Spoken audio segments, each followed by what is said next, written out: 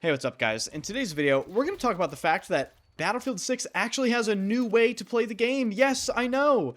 And this is because DICE added multiple new attachments in Season 2. It's been extremely well documented since the beta of the game that suppressors are the best choice in Battlefield 6, simply because of the way spotting works in the game. If you don't use a suppressor, you are essentially putting a giant sign above your head that says, "Shoot me immediately." But that doesn't necessarily mean the suppressor was the best thing to use in every scenario, and thankfully, DICE has added new attachments for these very specific situations where suppressors aren't actually the best choice. So in today's video, I'm going to be going over a ton of different setups for some of the best weapons in the game using these new attachments and explaining why you would want to try out some of these builds. So let's get right into it. If you enjoy the channel, be sure to hit the sub button, hit the like button, and let me know what you think about all of these setups and whether or not you've tried this out before this video. Quickly reminding ourselves why suppressors are so good in Battlefield 6. First of all, obviously they reduce the shooting sound. It isn't really that big of a deal, but it can definitely catch less aware players off. Number two, it hides the 3D spot on fire range, as you can see on this chart over here. Basically, this means it completely gets rid of the gigantic red dot that appears above your head when you shoot in game. And if you are 21 meters away or farther, it does remove you off the minimap. However, if you are 20 meters away from somebody or closer, even if you're using a suppressor, you are still on the minimap when you're shooting. And this is where the new attachment comes in, the flash compensator. The reason why the flash compensator is cool is it opens up builds that were simply not possible before this was added to the game, much like the violet laser. Basically, the flash compensator still completely removes your 3D spot on fire range, so you don't have that big red dot above your head, but it doesn't remove you from the minimap nearly as effectively as a suppressor. However, this is supposed to be used in the distances where suppressors were not really doing much for you anyway, that 0 to 20 meter range.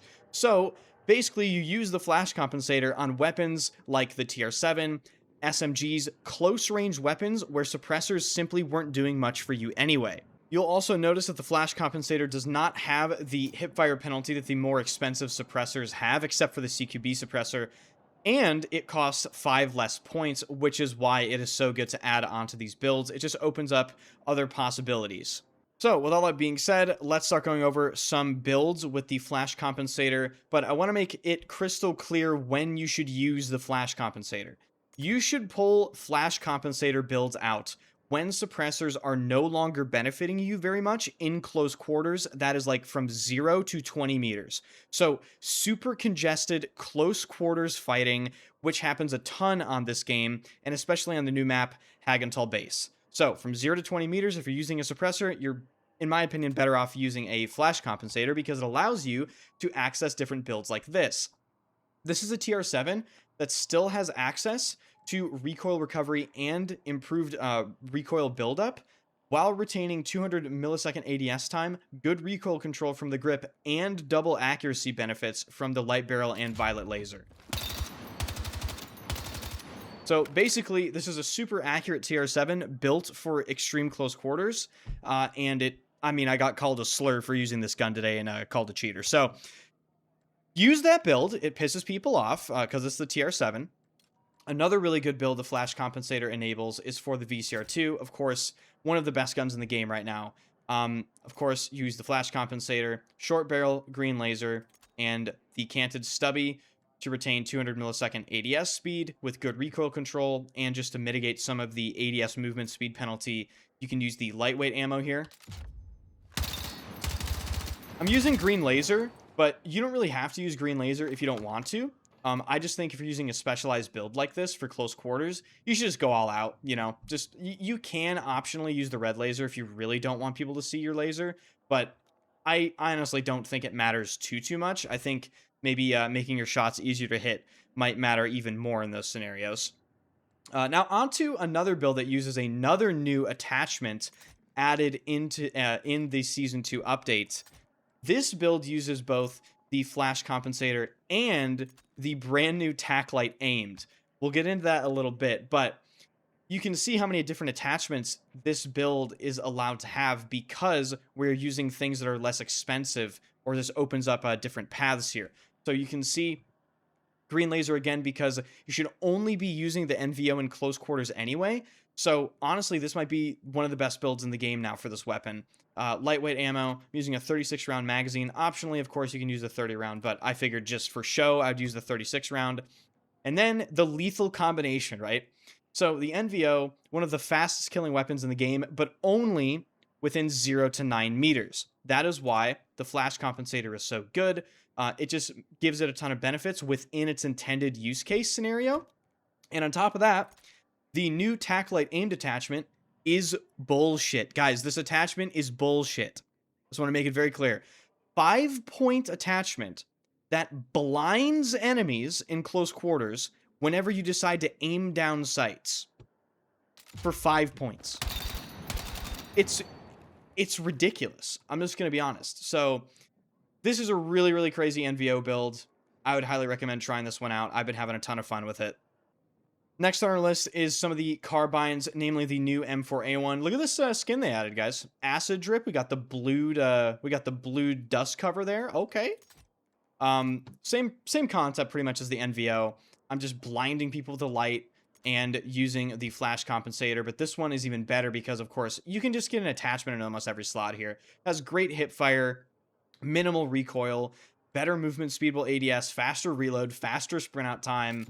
The M4A1 remains one of my absolute favorite weapons in the entire game.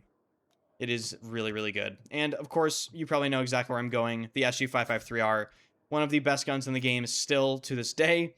You can see it just allows you to use things like 36-round magazine, light barrel you can still use for better accuracy, lightweight ammo. So, flash compensator, lightweight barrel, green laser, hand stop, 36, and lightweight. Moving straight on down the line, I thought it would be fun to do a SCW build with this. I was going back and forth between some of these builds, but this is what I settled on. So, the SCW 10 is obviously, you know, dialed in a little bit, or the effectiveness is reduced because you pretty much have to pick a magazine attachment. I went for the 20-round magazine for this build. I also went for the mag catch because without it, the reload is over 2.5 seconds, which is pretty brutal for a submachine gun. And I just used the flash compensator, light barrel, and green laser just to maximize this weapon's accuracy and close range effectiveness. Of course, optionally, you can go for something like extended barrel and then slap on, you know, the 5-point laser, a 5-point flashlight rather. If you want to blind people, that is something else you can do. Oops. And finally, I want to do some LMG builds specifically for the new LMG, the M12A2, and the old, the original one, the original fucking LMG that everyone really liked, the M123K. So for this one, it's essentially the short barrel build, but with flash hider. And what this allows you to do is allows you to use the 30-point blue laser for crazy hipfire, which I actually think is really good.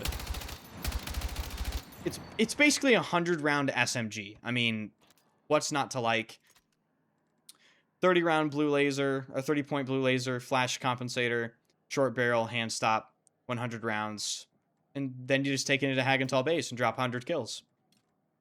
And the final build in this video, the M12A2. This is one of the best, not only LMGs in the game, one of the best guns in the game right now. Absolutely oppressive to play against. Flash compensator, 20-point blue laser, short barrel, the ADS flashlight. I keep calling it a fucking laser. It's a flashlight, Enders, okay? It is a 5-point Tac-Light. Hand stop, 50 fast. And, I mean, again, you just get pretty much everything. You get insane close-range performance. You blind people. Yeah. So there you go. Basically, the TLDR is, in super tight close-quarters scenarios, switch to flash compensator and maybe the aimed Tac-Light because it just is super effective and has potential to really annoy people because they can't see who they're shooting at anymore because you are blinding them. So there you go.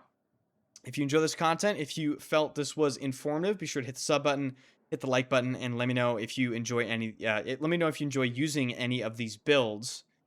Swing by the streams. I stream every single day at twitch.tv/enders. All links are in the description. Thank you guys so much for watching.